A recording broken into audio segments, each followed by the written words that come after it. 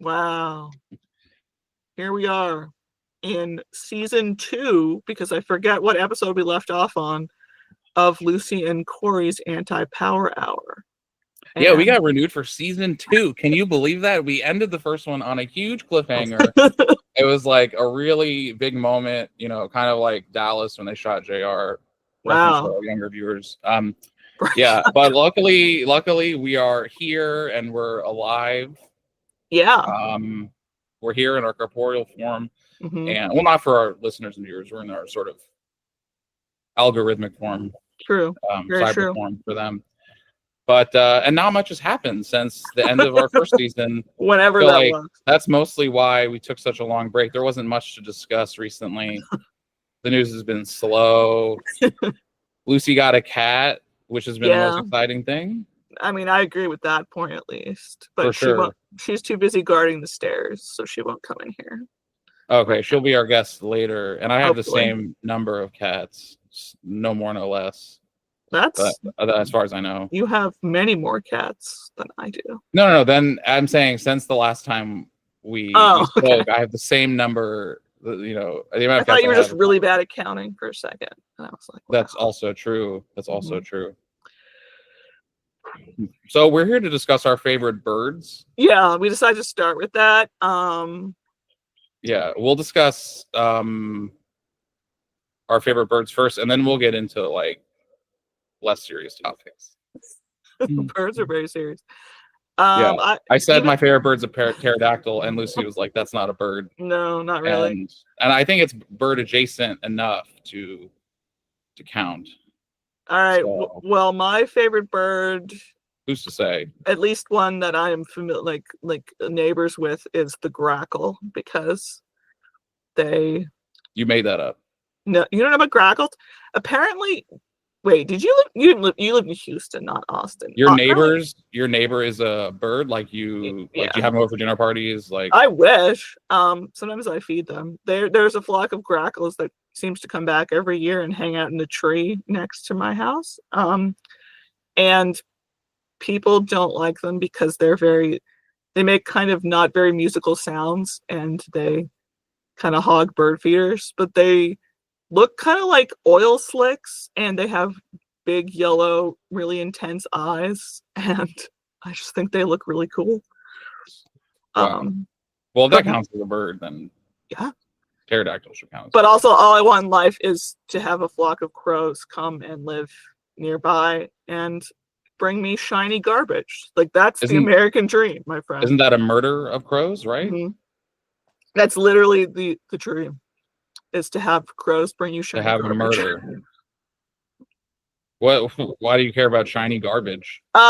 Because if a crow brings you something, that's like it's a market exchange, but it's also they will do that. People who feed them regularly, crows will bring them random trinkets and like leave them as if.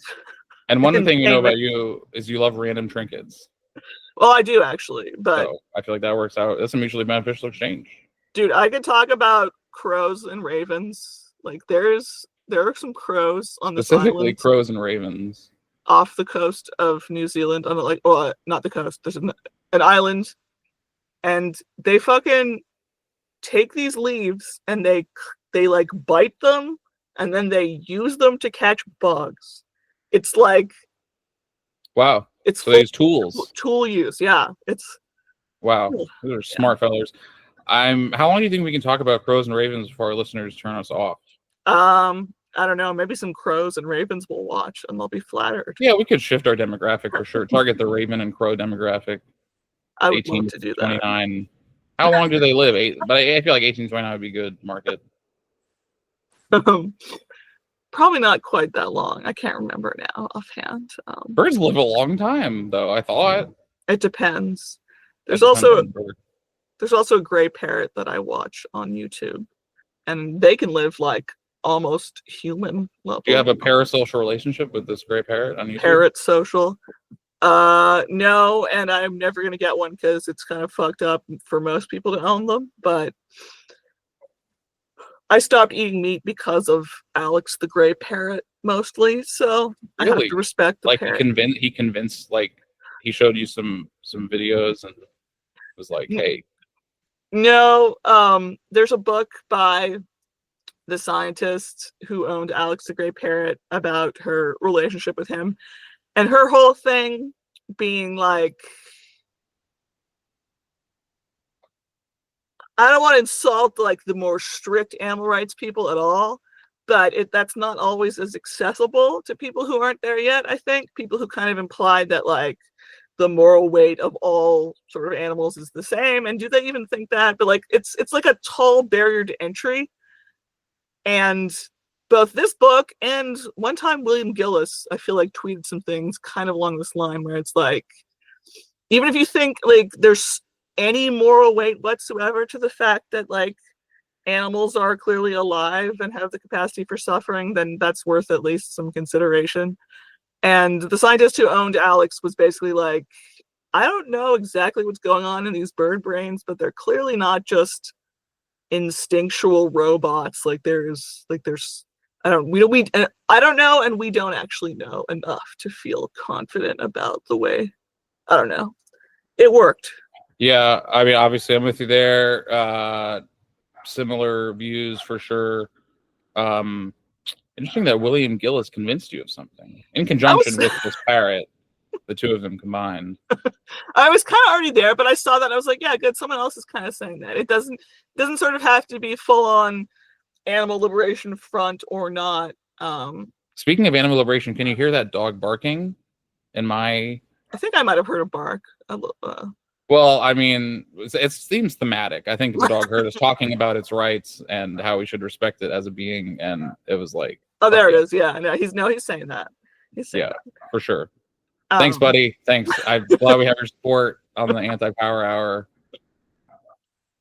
I mean, also sometimes I argue with people. People are like, well, humans are better and they're smart. I'm like, yeah, we're so smart that we can actually weigh the moral consequences of eating other things that are alive. So take that.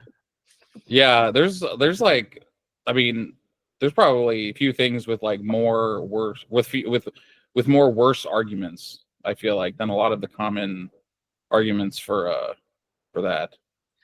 Plus anything where it's like we're supposed to eat meat. I fucking hate nature and biology. Not nature. I mean, I hate certain aspects of nature, and I want to kill nature and God and biological determinism.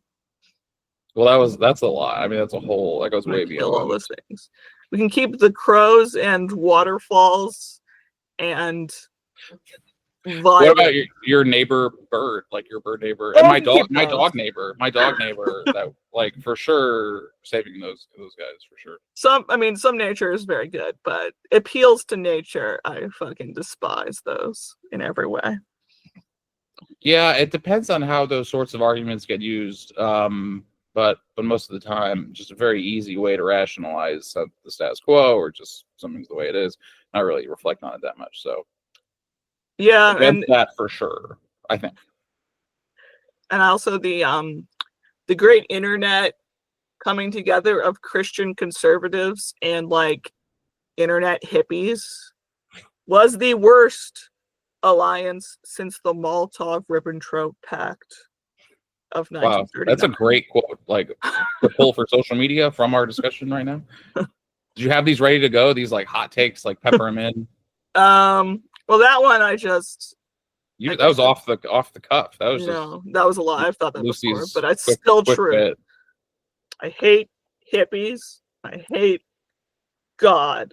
I don't know. I feel like sometimes I've gotten hippie-ish vibes from you, so it's funny that you. Sorry if that offends you, but well, like not full on, but like slightly. Well, I believe that my glucosamine makes my chronic joint pain feel less bad, even though the FDA has not signed off on that. So every once in a while, supplements and other shit like that does work, but it doesn't work just because it's not medicine, like endorsed by the institutions. So I used to want to be a hippie, but I don't like hippies now. I thought the FDA was kind of magic. You're telling me. Every time I think about the FDA, I think about how libertarians used to be like, man, the FDA takes too long to sign off on drugs, and that's the problem. I miss those days. I know.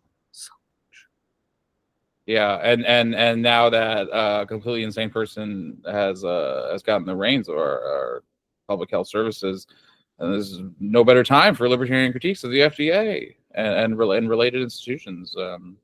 They're busy agreeing with him. They're busy agreeing with him. Yep. Yeah. I mean, you got to make America healthy again, right? Isn't that the phrase? Yeah. Every time I go to my doctor, he like says, "Take this pharmaceutical and don't get any fresh air or exercise." I hate that. That's suspicious, non-big pharma solutions, and I won't have you going outside in the sunshine. That's how my doctor works. Yeah, when I go to my doctor, he specifically gives me a pill that gives me autism, and he gives me as many of these. He just tells me to just, take them by the mouthful.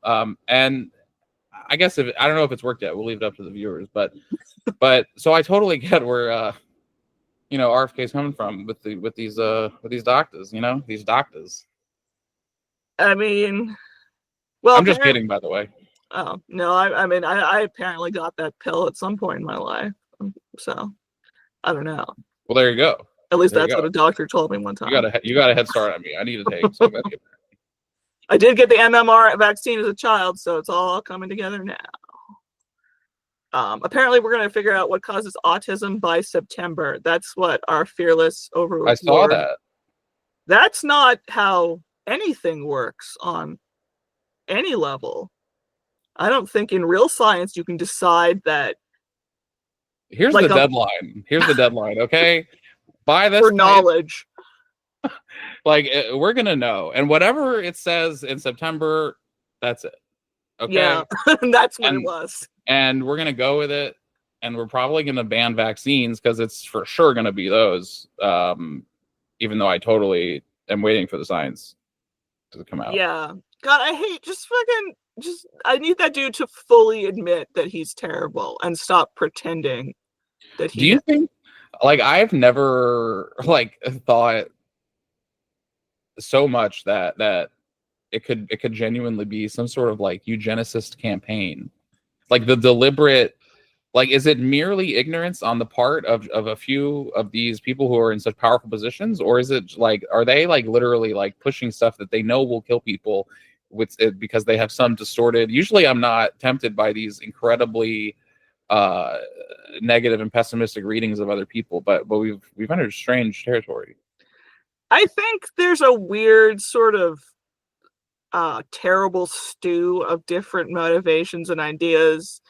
I don't tend to think most people are I hope to kill all of the weaker people. There's not that level of self-awareness doesn't exist as much. But I think there's a lot of there's this horrible, I don't know, miserable Protestant work ethic vibe of you can't take a pill to fix your brain, or you can't take Ozempic to get, you have to fucking suffer in order to improve yourself. You can't, pills, unless they're fucking crackpot pills sold by a crackpot, then maybe. Right. And now we're back to the supplements. So many of which are that. Which are occasionally real, but yes, occasionally, but yeah, so many of that is that nonsense. And there was a time when it seemed a lot more like hyperbole to think that Republicans are on the side of disease, and also they hate trees and clean air, and that's starting to seem more just accurate in a way that's it just looks like more deliberate malice, as not just in theory but clearly as in rhetoric and outward presentation as well. So it's hard to just, I mean, they do know they need the air to be breathable, right? I mean, and at some point a disease might actually get them, even in their wealth and their bunkers or what have you. I can't think figure out what their deal is as much as I thought I used to understand. yeah, it's interesting. I mean, and that's also part of broader these seemingly like a wildly counterproductive things that even from a model of like entirely self-interest, it's hard to completely explain, like the tariffs, like so yeah. I mean, you need some sort of weird ideological factors like beyond self-interest to, I think, to explain it or whatever's going, or like beyond monetary self-interest. I saw some people on Bluesky expressing like, I thought that rich people were more sort of devoted to their money above all else, but a lot of them are still simping for Trump over some of their financial gain. But I guess they also think that they can plead their case to the king and get an exception to a tariff. And Trump fucking loves that. That's his favorite thing, is to have people being like, "Oh, I was wrong about you. I'll do whatever you say." Like, yeah, and he just makes it up when there hasn't been that. Like this, the all the other countries, calling up, begging to negotiate, and that's why he dropped the tariffs down to 10% on everyone but China and Canada and Mexico. And it's like that didn't happen. Just didn't happen. Was isolationism supposed to involve this much hostility to our allies? Because I thought the vibe at best was supposed to be, we're maybe a little too nice to the nastiest, authoritarian regimes, and we don't invade them, and we don't sort of try to change their policies with carrots and sticks, but also we're still like nice to Canada. I mean, I don't think anyone expected this level of hostility towards. Oh man. It makes no sense, except for, I think the only way to make sense of it is like, he clearly didn't want to say the stuff on the campaign trail because he knows that nobody supports it. But he also just wants like literally, I think, to annex territory to have some sort of legacy associated with that. He's a 19th century person. It's so weird. With like the type of imperialism, the type of attitude, obviously the weird fixation, it's the only word for it, on tariffs. Yeah. It's so weird. It is all bizarrely 19th century, even going back to the health policy then, and the weird machinations underlying that. It's just bizarrely 19th century in all the worst ways. Mm-hmm. No, we don't even have like various 19th century anarchists to soothe us at this point, Yeah, they're still dead. They're still dead. The ideas they were arguing against are coming back big time. But I mean, there's also the element of, even, and I do this sometimes if I accidentally say that like the invasion of the Philippines of America was like the dawn of American imperialism, and then I am like, well, why am I forgetting the entirety of like the Indian Wars, and as if it doesn't count as like war and aggression if it's in the same land mass. Yeah. And we're still doing that because everything done domestically that's completely jackbooted, thug, militarized behavior, like, that's not military aggression. That's just the thing we're doing at home. So it's different. And that doesn't make any fucking sense. Oh, I agree. That kind of arbitrary line, I feel like, does a lot of work in a lot of people's like weird mental modeling of what to be concerned about. But it's so functionally the same. People with guns and the power of coercion, and obviously there's been so much great work, especially lately, by people like my friend Nathan Goodman, who you know as well, and I bet all our listeners know, on the kind of boomerang connection there with like, you power one, you're empowering the other. There's no. And this is clearly illustrating that the last few months. Trying to divide it is completely, I mean, it's like a statist idea, but it's also self-sabotaging, because as Americans, if we're trying to do this, we're saying, well, do whatever you want to people in this border. In fact, militarize the border of this particular land mass, and it doesn't count in the same way that doing stuff But then, of course, who knows? Maybe we'll take Canada and Greenland. If fucking like Lithuania was threatening to invade Canada or something, like that might be sort of a little joke.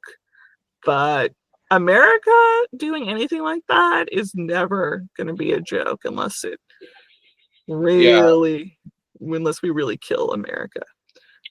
Yeah, I think a lot of people are treating it as a joke. It's hard to entertain the realistic possibility of it. But also, I mean, that's just how everyone's rationalized so many things he said for a decade now. Well, he's not serious.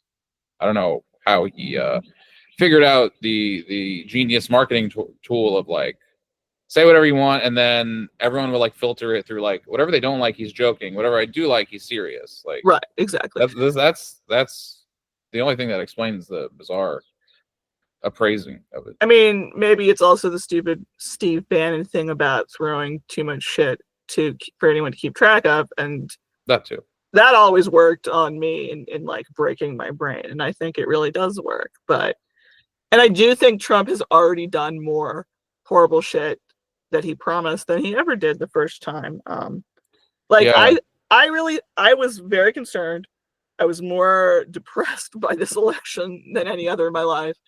But I still thought, say the tormenting trans people thing was going to be a mechanism to like get into power. I did not expect this level of focused attention on continuing tormenting people like this. It's very unsettling. Yeah, it's startling how worse he's already been since the first term. And seeing that, like nothing really felt like an empty campaign thing, like more follow through. Mm-hmm. And like the haunting pettiness. Like I was idly thinking of countries to flee to, and I was fixated on Uruguay for a while. Because countries that no one really wants to go to in sort of a indifferent way are like you're not getting to Norway, like you're not getting to the high demand places. But I was looking at the State Department thing on Uruguay, and it said at one point like different travel warnings, and it said LGB travelers. And just to double check, I looked at the Wayback Machine, and it used to say LGBTI because apparently intersex people also don't exist anymore.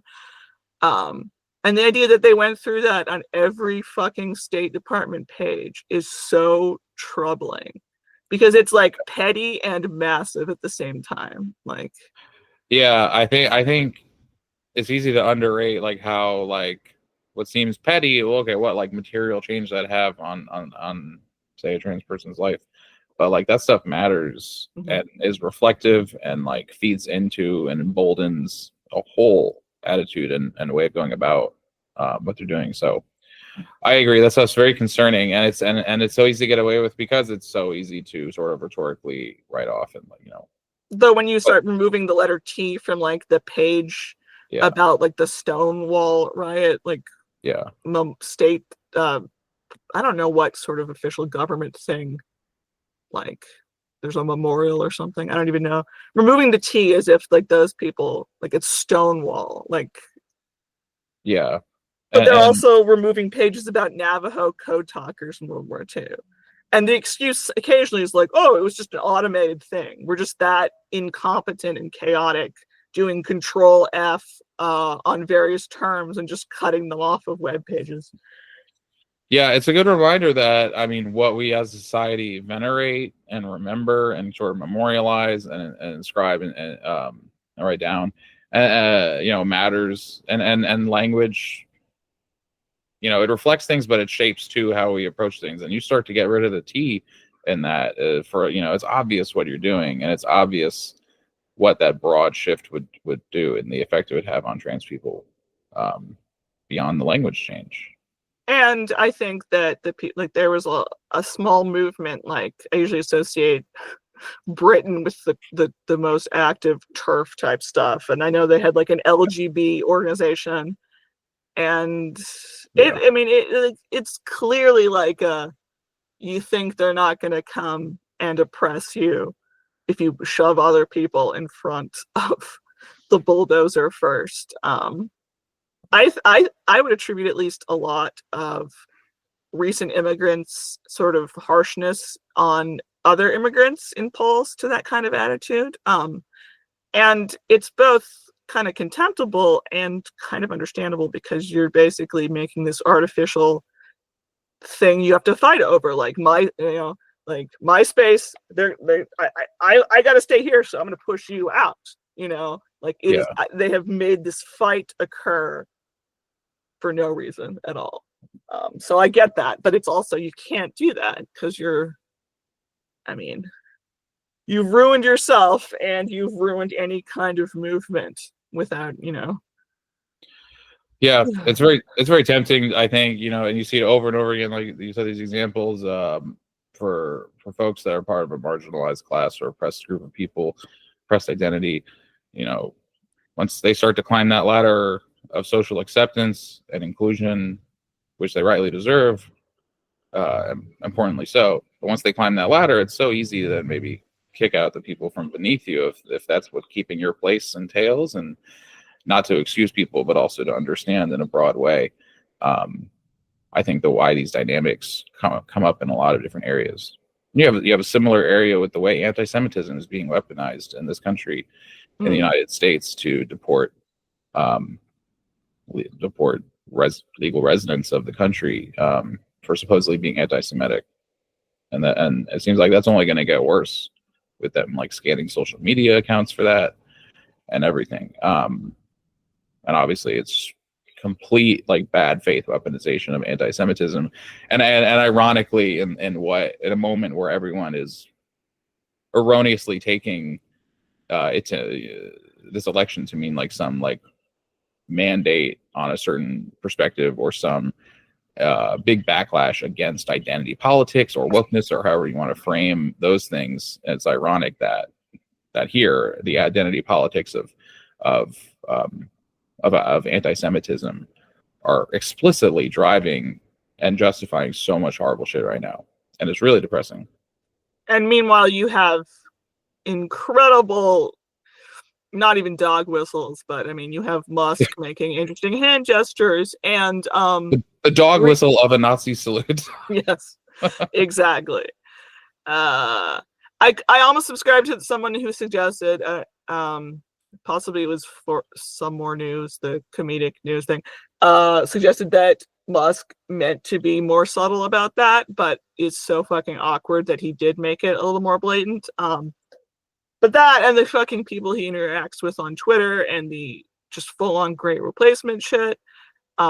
Trump obviously has done weird, like, Jews aren't loyal to certain countries, but also Jews that don't like me aren't really Jewish. Jews that don't support Israel aren't like all that shit, and that isn't anti-Semitic apparently somehow. No, the double standard is bizarre. So much of what really is just anti-Israeli government's policy on Palestine gets distorted and morphed into being anti-Semitic. And anti-Zionism does often conceal anti-Semitism. It's very convenient and useful, and there's no shortage of that. Mm-hmm. But it's become so weaponized and muddied and legitimate. Not just legitimate, but like basic moral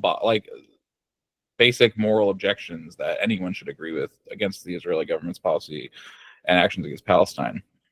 Those things are being interpreted as anti-Semitic, and that's heinous. Yeah.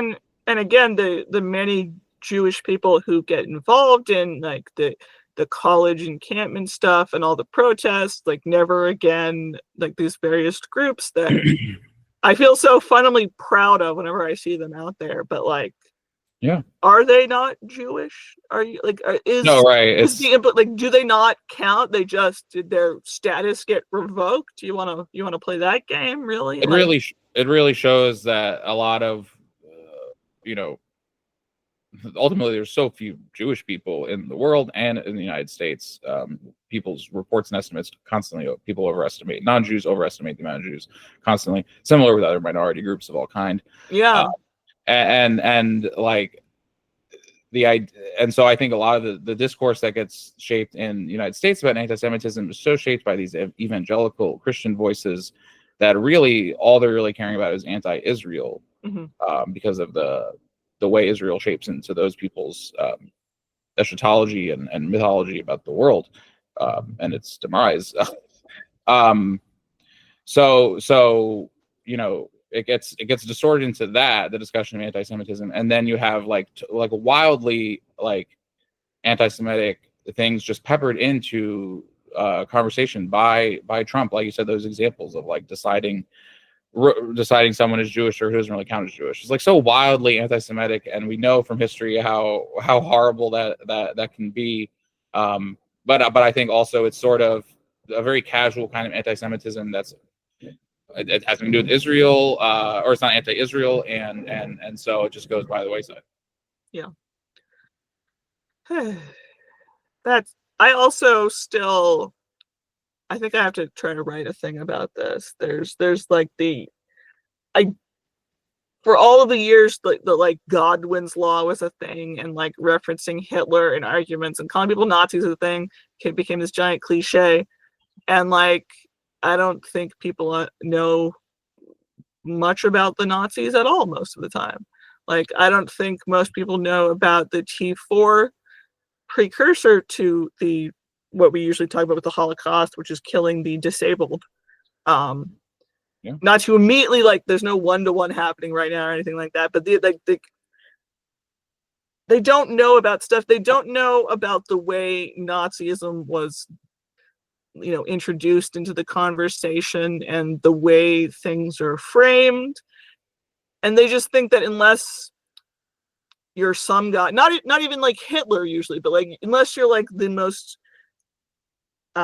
physically violent neo-Nazi possible, who is like, I want to kill these groups because I hate them and am racist, then nothing else still counts. And I don't know. I mean, people at this point, I almost feel like fascist is, maybe Nazi was overused, because that is a specific type of government from a specific time, but fascist is just fucking everywhere, and somehow we were understating that all this time, even after, I don't know. Yeah, I think a lot of the denials of what is just obvious and staring us all in the face, and the denials of that stuff feel very much just like people playing out, it can't happen here. And different ways of saying that phrase is that's anything is saying. The denials that there were Nazi salutes at the Republican event, denials of how, I mean, you talk to the average Trump supporter, I feel like that I've spoken to, and it's all about how there are millions of people in the United States, and they are an existential threat to our country and to our people. And the government basically has no choice but to round them up without due process and ship them off to a prison slave labor camp in another country. And that is not proto-Holocaust stuff. That's just Holocaust stuff. And they're saying that's the ideas, and they don't see it. It's not the Holocaust until 6 million people have been murdered. Right. And it's just like, well, that's part of how they got into the Holocaust in the first place, right? I mean, like, the first plan was okay, the Jews have to leave. Okay, if they don't, we're going to move them, mass deportation.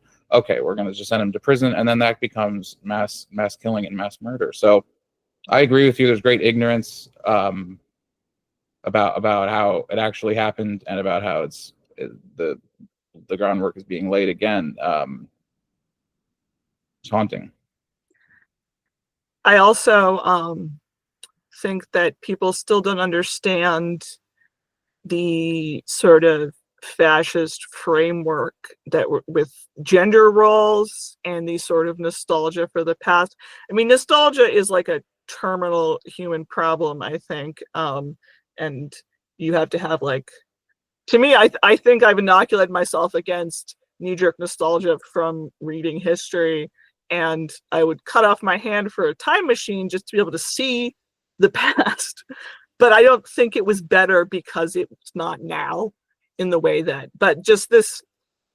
For sure. I really pine for the days when there was no nostalgia. I mean, I think back to those days and they're fantastic. If only we could go back to that. But the first year of human, maybe. No, I yearn for the trees. I yearn for, I don't know, having a tail. I'm not, they don't understand. I'm always like sub-tweet speaking to certain people when they don't understand the type of framework that first, like Tucker Carlson using Stormfront ask bullshit, and then trickling down to people like Joe Rogan, who used to be kind of sane and now is just one of just like the Great Replacement becoming totally normalized as a right-wing talking point is so chartable in like I saw it happen like in real time when that was something that only the worst people said, and now it's just, of course that's what's happening, you know. Yeah, it used to feel beyond the pale, and I don't know when that changed, but I completely agree that it feels like totally not where we were with that 10 years ago, and that's just like a normal, perfectly legitimate viewpoint. And again, it goes to what you said, people just don't. No, everyone else can see it. They can see how, like you said, the gender roles and nostalgia, the deportations, the lawlessness of the executive, all this stuff coming together. It's just obvious what it is. I mean, with when I see yet another thing about how like trad wife influencers are somehow apolitical in some way, things like that. Like, how fucking naive are you? Like, don't you understand anything? Yeah. You know, it's like, and then Chris Rufo, guy who cares about education, you know, Abigail Schreier is just worried about those poor, confused girls who, you know, the trans boys who they're just confused little girls, and she's just worried as a parent and a mother.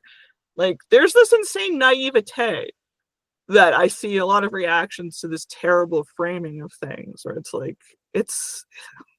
I agree, it's naivety. It's I think we built up a lot of presumption of good faith, I think often for good reason and often in our own self-interest. Discourse is kind of pointless if you don't, if not everyone is involved in good faith. So and it's hard to admit and hard to realize how weaponized that can be, and how much if you can't really bring yourself to see people that are acting in bad faith, you know, I mean, you haven't really built up, it's like you lack the antibodies or the immune system to like people who will weaponize that. And like you say, I mean, you can't even see it. It's just it's not even in your purview. I mean, they really think that unless you say, I hate this group of people, then it doesn't count. You can go full on like, what's that fuckface? Michael Knowles, like, we must eradicate transgenderism or something. Like, you can get that rhetorically genocidal, but if you don't say, I hate these people and want to kill them, then it's nothing worth discussing. It's so. And obviously people only say that to other people who they know already agree with them on that. And they're never going to say it to people, you know, who are, you know, so I agree. And I don't know how to combat that, because it's hard. You can't go around assuming bad faith of everyone either. That's exhausting and defective in its own right. I think a lot of people do delude themselves. I think, like the aforementioned Chris Rufo, who used to fucking tweet about, you know, this certain word is doing really well and making people, you know, like mad. Like, he would pull the curtain back, and he was still treated as like Mr. Education Policy man, very serious. And I think Stevens, Miller, and Bannon are kind of self-aware in their monstrousness.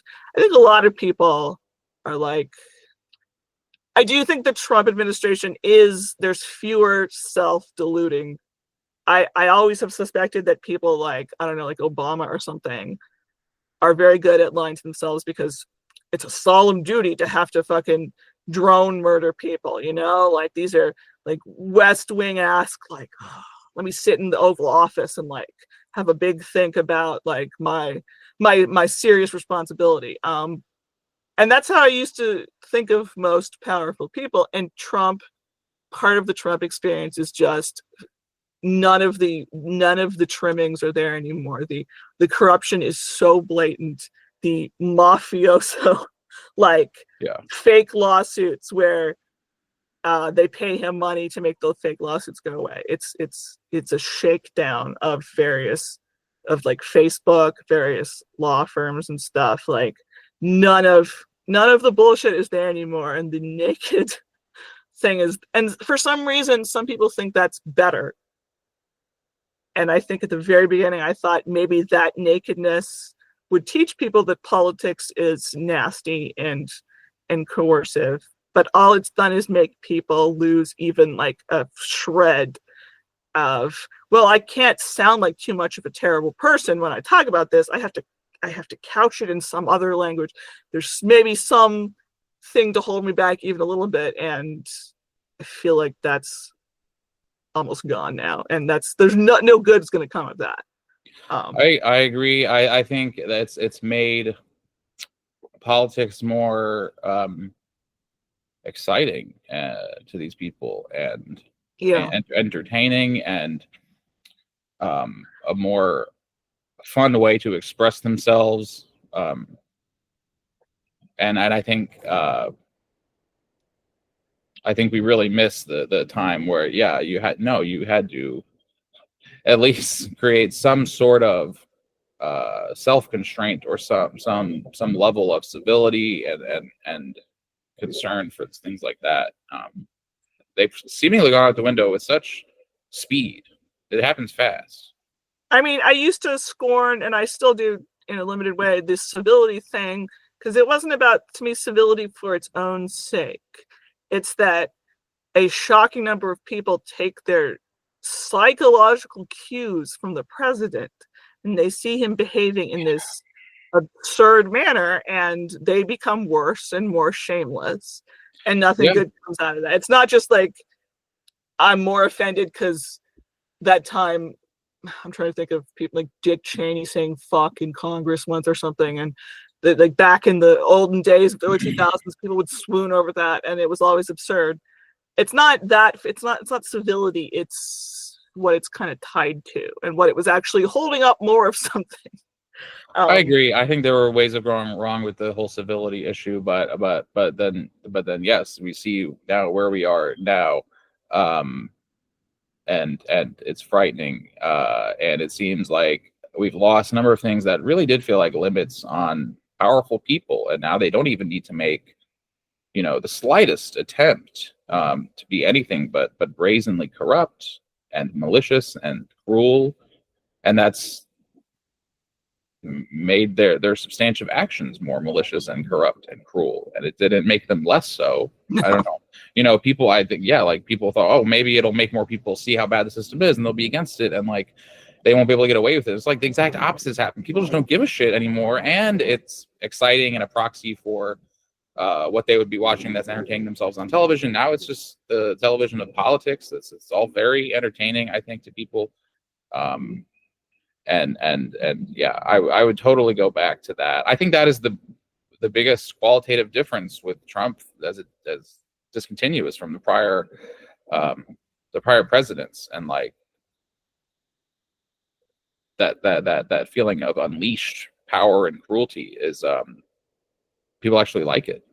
Yeah, I mean, because I guess the most generous possible way of talking about this is that people got like the honesty of it. Not that Trump gives a shit about, I mean, the idea that he gives a shit about like the working man and all, like, but laughable, but the honesty of him being a terrible person, picking terrible people, and just, it's all right there.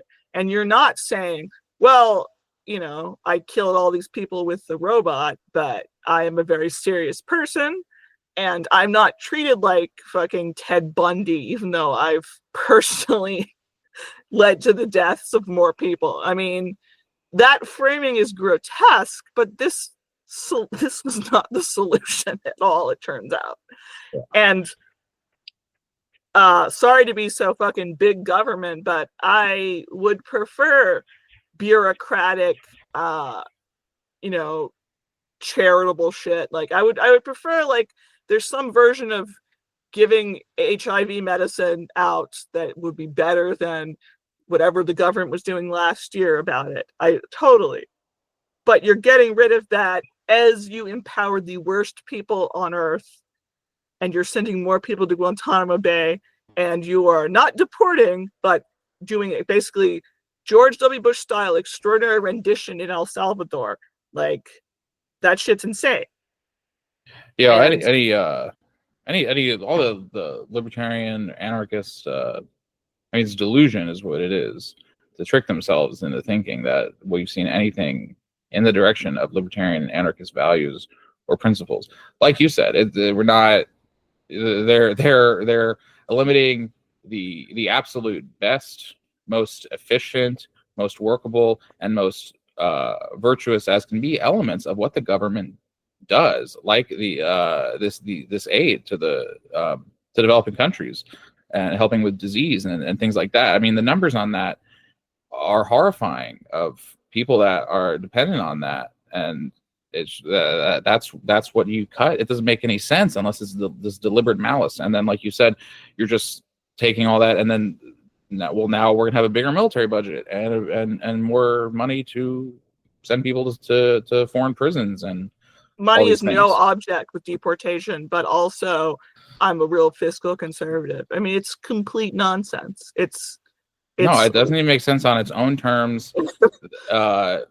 It's a shame to see, like, libertarian ideas weaponized in such a way, and for people who go around thinking themselves are libertarians, like, falling for it in such an easy way. Like, oh yeah, you like there's a Department for Government Efficiency. Wow, well that means it's like what it does is libertarian. It's like, what do you? No, like, I at best it's staggeringly naive. Like, that is the best, and it's, I think it's probably much worse than that. I think part of it is just like that, and just like a diluted optimism of like, well, it sucks to have unpopular ideas for so long, and like the idea that like now we're winning, and like look at this happening, and then you look at what they're cutting and the way they're doing it, and then the way they're not actually cutting any spending, but they're just taking some money and putting it to even worse things. It's like, what? How is any of this at all libertarian? It's not. I mean, I am glad about Ross Ulbricht being pardoned. I think there's some normie Democrats who are not in favor of that. I bet if Ross is still a libertarian, he's probably not necessarily in favor of his freedom in exchange for like everything else being like hideous. I still get emails from the Libertarian Mises Caucus, which I never signed up for, and I read them with fascination, then delete them with hostility. And I guess they ousted incredible moron Angela McArdle from the LP, who is, I guess, vaguely responsible for getting Ross pardoned, so that's nice, but she is an atrocious human being and has shamed that entire party and stuff. And yeah, hard to keep up with all that. I've seen the stuff she's posted on Twitter. It's like horrendous, just like the most blatant bootlicking and like deliberate, clearly entryism. I don't think that person has any interest in libertarianism, but entryism to take libertarian resources and otherwise libertarian individuals and devote it all to helping Republicans and Trump and authoritarian ideas. And I understand.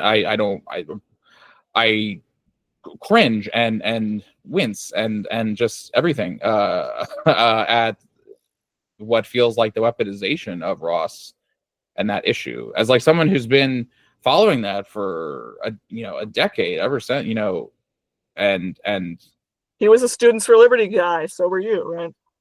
Yeah, I mean, I never met Ross or anything, but lots of discussions of Ross at SFL events. Ross was nominated for Alum of the Year once. And lost to Robbie Sobey. We don't talk about that. I've met Ross's mother at an SFL events, and she's delightful. We've interviewed Ross's mother for C4SS in the past, and And it's been something we've been, interested and concerned about for many years. And it's so delightful and fantastic to see him released. It's amazing. It feels unbelievable because I didn't really think it would happen. So it's amazing and fantastic. The way people have who it's an insult to Ross and the issue to take that and then downplay, someone, all these other things. It's like literally like so fucking insulting, and like shows to me that you do not give a shit about Ross or his freedom or that topic, and that you're just using it to excuse and downplay and win a rhetorical argument and get people to care less about authoritarianism. It doesn't excuse anything. It's completely ridiculous and weaponized by libertarians in quotes. Scare quotes implied. I have seen, I saw once some January 6 people were obviously pardoned. I saw more sort of backlash against the pardon power of presidents, like one of the one good things they can do. And was a good encapsulation of like the worst type of Democrat attitude of just like, of all the powers of the presidency to restrict, you for a second to think that pardon is one. It's insane. I agree, although it's admittedly difficult and confusing terrain when the pardon power becomes so fucking politicized, and abused in a clearly self-serving manner. I mean, at this point, he's basically pardoning, fascist paramilitary members, people, the January 6 people, and will benefit when something like that happens again in a few years from those people being again available. So obviously, yes, love the pardon power, love that Ross is free. It sucks that it's being given a bad name with the corrupt use of it. I do feel like every day there's less and less chance that Edward Snowden will ever be able to come back home because of all the Russia shenanigans, and that's a shame. Yeah, I agree. Oh my gosh, there was something else. There was something else. Ross. Went out of my brain. Well, I haven't kept up with the Libertarian Party. I never thought it was for much good. I don't think they've been doing much good. I don't think they will do much good.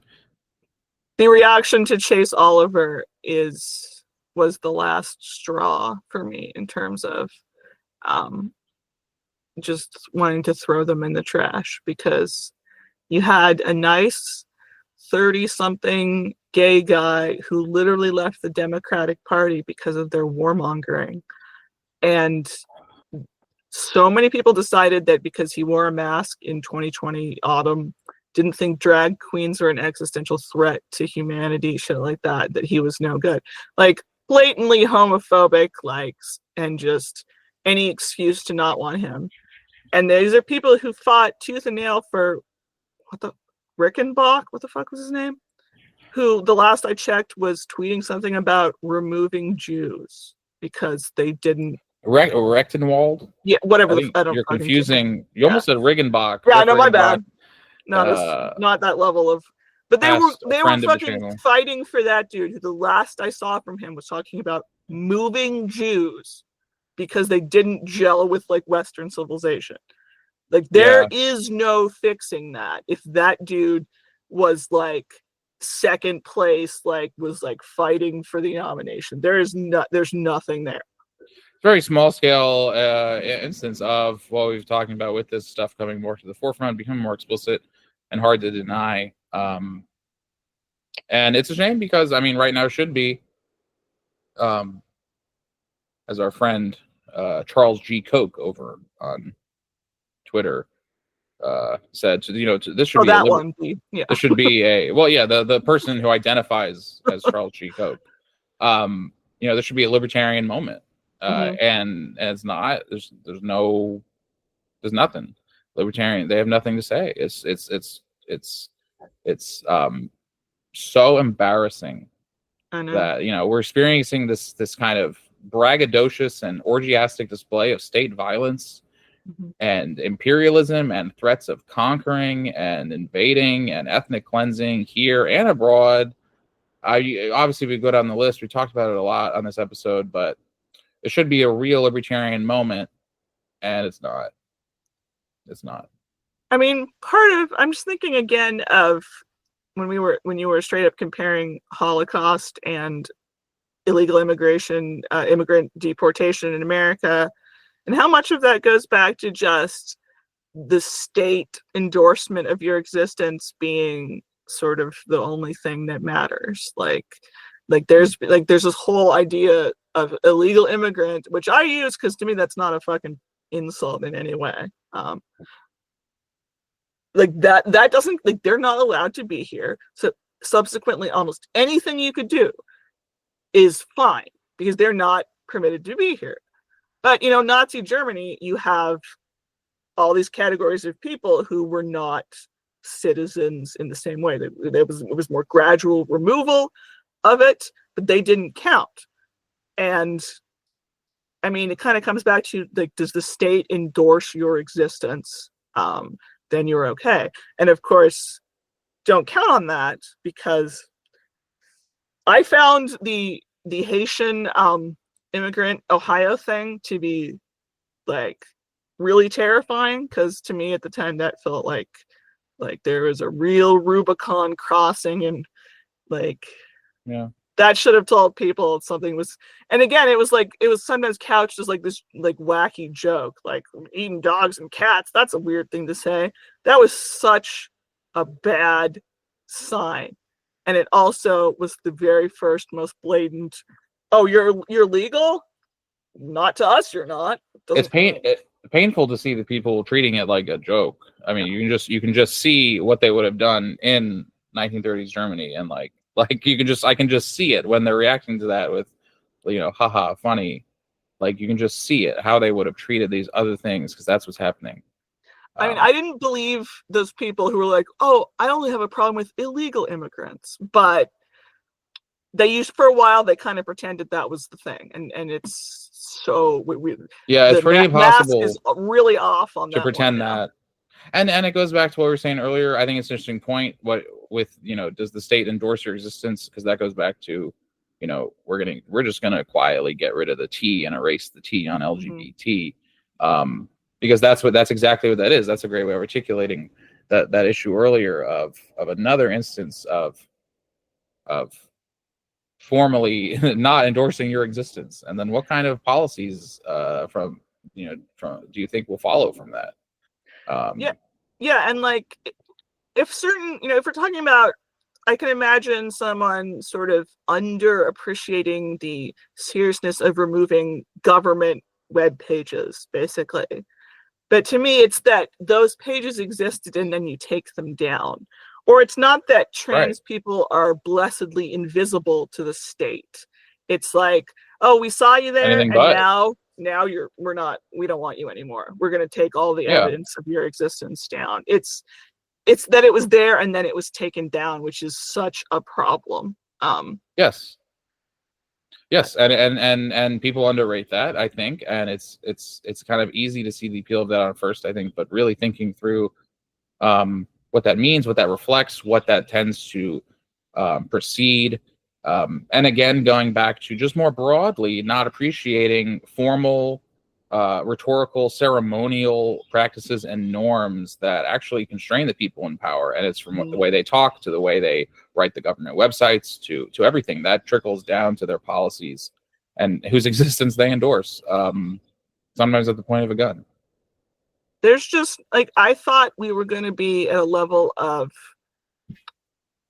affirmative action is just as evil as Jim Crow level of right wing, sort of.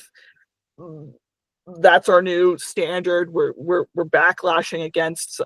No, but we have gone to Navajo code talker information is like, occasionally they're like, oops, we'll put the webpage about Harry Tubman back or whatever. Like, they're obviously doing some large language model control F, like, frantic thing, which also doesn't inspire any confidence. But there is no longer any plausible deniability for some of that stuff, in terms of it not being like equality, racial blindness. Like, you can't argue that anymore. It's not even possible. I mean, if fighting against racism is acknowledging race and is therefore DEI, it's basically what that is. Like, yeah, it's very apparent that it is still just so blatantly hypocritical. Like, again, before, I mean, so much of the regime's policies on deporting people is apparently based on anti-racism because it's anti-Semitism. Yeah. And there's some weird disconnect. It's all marketing, and nobody can see the terrain. They can all see the map, and it's like, oh, well, that's not identity politics or wokeness or anti-racism. Or I'm against all that, but anti-Semitism, that should guide who we deport for sure. And it makes no sense on its own terms. Things increasingly makes less sense to me, even on their own terms, on what the people in power are doing, on what their supporters continue to say, to rationalize things. This was so evident with the tariffs yesterday. Jesus, I've never seen a more glaring and depressing instance of that than we're just going to say, like, we're not held to any standards of rationality or reason or consistency at all. That's how people act. What do you do? Yeah, and the constant, like, changing of policy, mind changing. Like, if I wanted to be more, like, I don't want to act like I'm desperately devoted to America as a nation state and all that implies, but at the same time, it's like they hate America and want to destroy it more than I ever have in terms of what they're doing. And alienating the rest of the globe in an insane fashion, and just it's something deeply and fundamentally un-American in the good sense, insofar as there is one. I mean, governments can be better or worse. Right. American government has had tons of really useful limits on government power, and people in power have never, at least in recent memory, given less of a shit about those things. It's so deeply un-American in that sense. Yeah, and like when we used to be knee-jerk anti-communist, we might protect Cuban immigrants or Venezuelan ones. These like tepid, vaguely offensive principles occasionally contained like a limiting factor or a slight protecting of certain groups. And when you're shameless and you don't even pretend to have a principle, then there's nothing left for anybody there. Like, fuck Ronald Reagan. But the rhetorical difference between tear down this wall and this terrified, hostile, build the wall, deport everyone stuff, like the narrative of that is so much worse. Even if all hypocrisy, all the other stuff in the previous versions implied, the purity of the terribleness it's still shocking. I've never caught up to that still. Yeah, I mean, I don't think there is any catching up to it. A lot of trying to understand history is trying to get caught up way after the fact. And it's still very, and not get caught up on what happened, but like you said, kind of get like emotionally caught up to like where you can like accept that this is the world and like other people are like this. Like, I don't know if that ever happens. Yeah, I used to be more optimistic, and I hate how many people I wish would die. I mean, just stick with like the most powerful people on Earth right now across this globe, and just I don't like wishing people would just fucking keel over. That I once got a Reddit warning because I wrote in the anarchism subreddit that I hoped someone should take one for the team and visit Putin. That's all I said. I got a warning from it. I'm still mad about that. It's just the real regime of censorship, the Reddit anarchists. Some fucking tanky snuck in here. The dreaded Reddit anarchists. I do think that xenophobia is still I don't want to say natural, but like the most common, probably, prejudice in certain ways. You can ramp it up easily. It's the best cudgel, but I think there's still this element of tribalism that people, again, I don't want to say naturally have, but there's like something you have to fight a little harder against.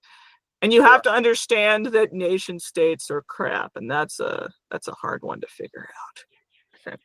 Yeah. I agree. And I'm curious, what's your favorite bird? Did we? I feel like we got on a tangent for, and we didn't circle back to that. I'm telling you, grackles are really underrated. That's your final answer. Bird racism. People are like, I only want the tiniest little delicate songbirds. I want fucking 10 grackles to just eat all the bird seed.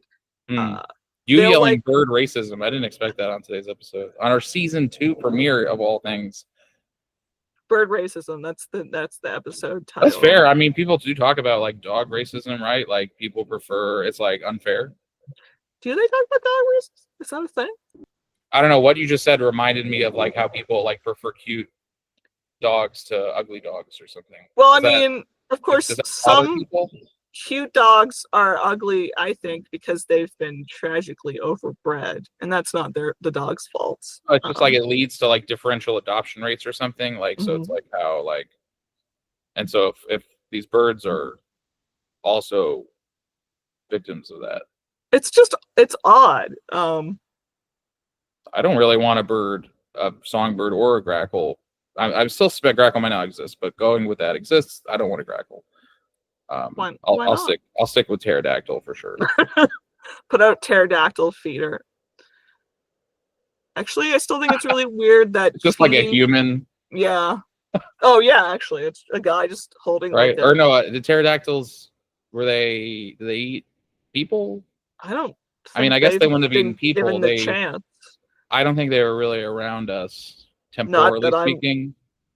I mean, ask like Ken Ham at the Creationism Museum or something, and he might. Oh, okay. Yeah. I'm not sure we know what they would have eaten, but they might want to eat people. For sure, right? I mean, we know fucking the tall one, they just ate grass. Oh, yeah. I mean, that's, yeah. The Brontosaurus? Yeah. Right? You know, I think because he wrote that book about global warming that I never read, people remember Michael Crichton as like really far right.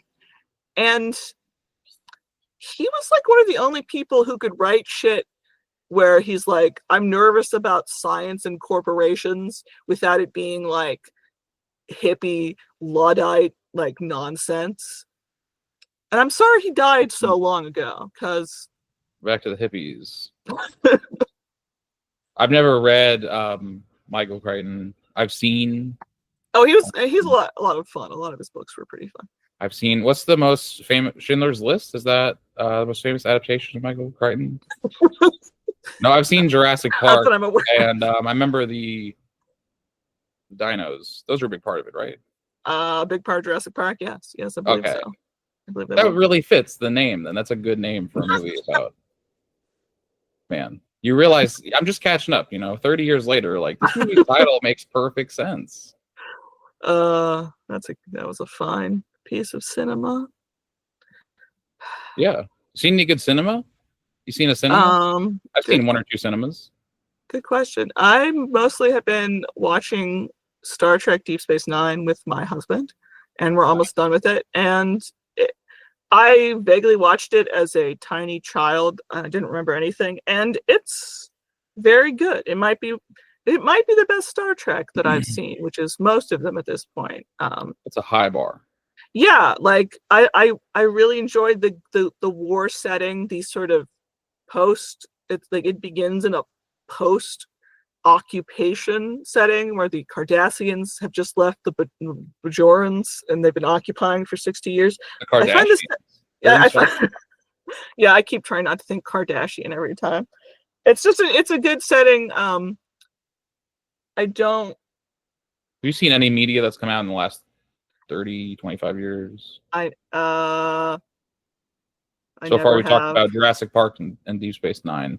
But I'm chill with 90s media. Did you have an answer? I finally watched Twisters, which is a not sequel, but sort of a nod to 90s media, and actually script by Michael Crichton, which explains why I was thinking about Michael Crichton. Twisters was, however, very disappointing, unfortunately. Were there not enough Twisters? Kind of.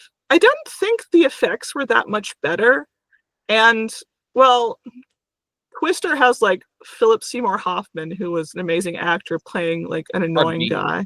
Hard to beat that. It just like it made me feel a bit old because I was like, these bland, pretty actors are not doing it for me. I'm not feeling. I don't know. Twister is terrible. It's very inaccurate. People like to drive directly into tornadoes, which storm chasers don't really try to do usually. But you know, I feel like I haven't really seen any disaster movies that really. I guess I saw, what was that called? The Day After Tomorrow.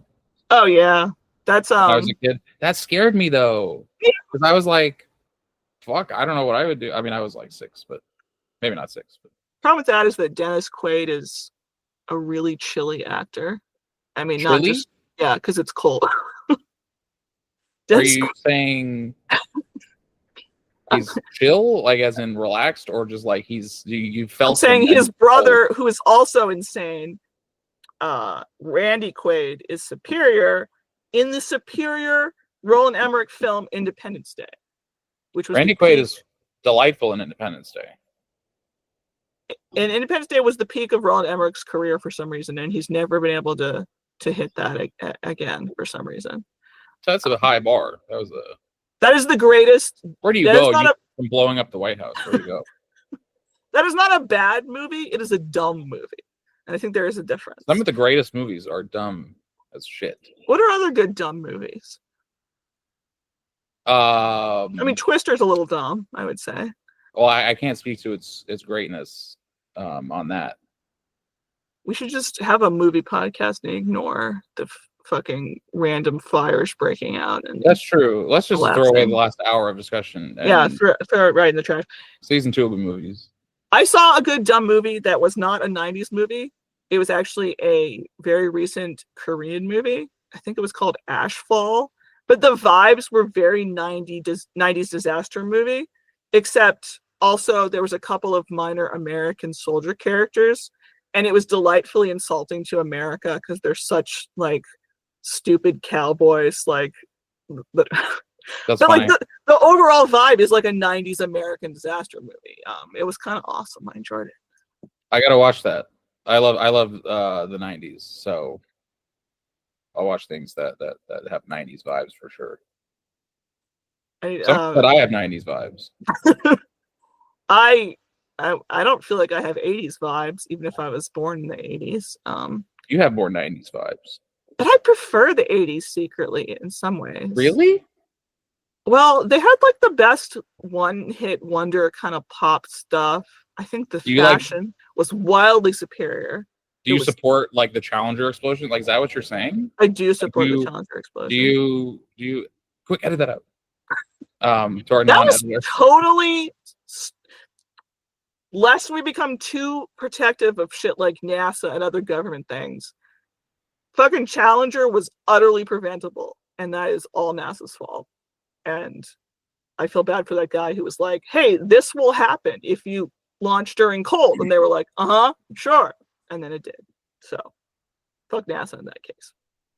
Yeah, for sure. So I do support the Challenger explosion. For sure. And the Columbia. I love fucking... I've been reading a lot of Wikipedia, and one of the things was about the Challenger explosion. The only good internet left, besides this conversation right now, is Wikipedia. Well, I'm just glad we're being, upfront about our ill intent and malice and our bad faith, and our supporting the deaths of innocents. Love it. My favorite activity is just massive doom, explosions, etc. Doom is, that's what's going on. It's a little bit of Doom. Not the movie. I haven't seen that.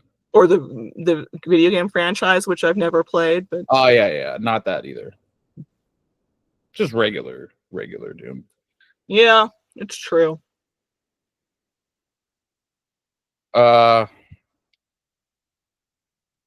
do you think our listeners will want a second episode of season 2? Well, I don't think they have a choice in the matter, honestly. Yeah. Let's not leave it up to them. I mean, it's really not about the audience. Fortunately, my cat never made an appearance. Yeah, I'm sorry. I've been waiting to meet your cat, even virtually. Well, and your cat is just. she's not even yelling at the door or anything. She's I don't probably think your just cat taking a likes nap. me. Honestly, I get real anti-Semitic vibes from your cat. To be honest, sorry to say, but if we're gonna call it out, then we should call it out. We were talking about pet racism, and I have yet to find out whether people actually are less inclined to adopt black cats because of superstition. Oh yeah, I've heard of People that. claim that that's a thing. I'm not sure. My cat is very janky. She has numerous health problems. She wheezes loudly all the time. She's a sad kitty. She's a good kitty. Yeah, one of my cats has asthma. Oh, really? Some wheezing, some coughing. I found a cute YouTube cat channel yesterday, and one of the cats was getting like a cat inhaler. Oh, we've never had to use that. It's not that bad, but I was saying maybe someday. I don't know. Hopefully not. I was like, I didn't know that cat inhalers existed. I know. I found that out when I looked into that. That's pretty wild. Technology is amazing. Yeah, I mean, there's always, every time I eat Impossible chicken nuggets, I feel renewed faith in science and technology because those are delicious. Yeah, I've had those. I just wish they were dino shaped. Dude, there are dino shaped ones, or they were animal shaped. I missed that whole and they're second grade impossible experience. Yeah. Oh, I haven't seen those. They're I gotta get on that. Can you mail me some? You can probably find them. I don't know. Email. But it's just because they don't have the haunting aspect of real chicken nuggets, even if you wanted to eat them, which, when I did, I still was like, this is a little unsettling. They have the satisfaction without the troubling subtext. That's what you want mm-hmm. out of everything. Mm-hmm. It's true. So there's still hope because of the Impossible nuggets. That's all I have to cling to in these times. I think we should close on that note of hope. I think we should leave our audience with that glimmer. How did we used to even close this show? Do we know? How long? I would just close my computer and walk away. No, don't close it. Just walk, just walking into the distance. Just walk away silently. That would be very powerful if you did that. Real powerful vibes. Of course, you just walk into your house wall, and I would trip over the crap I need to clean up over there. So, well, this was a journey. Thanks for joining us on this journey. If listeners, you are here, yeah. Lucy's cat, yeah. The Trump administration, everyone listening, thank you so much. I do hope the Trump administration didn't watch this, just as on principle and in practical. But maybe they could have learned a few things. That's true. They should. Well, we're gonna see how this recording worked out, and we're gonna post it, and we're gonna do another one. And you're listening to it right now. Amazing. Magic. Okay, let's do this again soon, Lucy. How about July, August, January of 2035? Perfect. Put it in my calendar. All right. Follow Non-Serviam on various social medias if you want to. I would. All right. I do, in fact. I think you should. If you shouldn't, you should be following. You shouldn't just I would do that. You should be following them, Lucy. Perfect.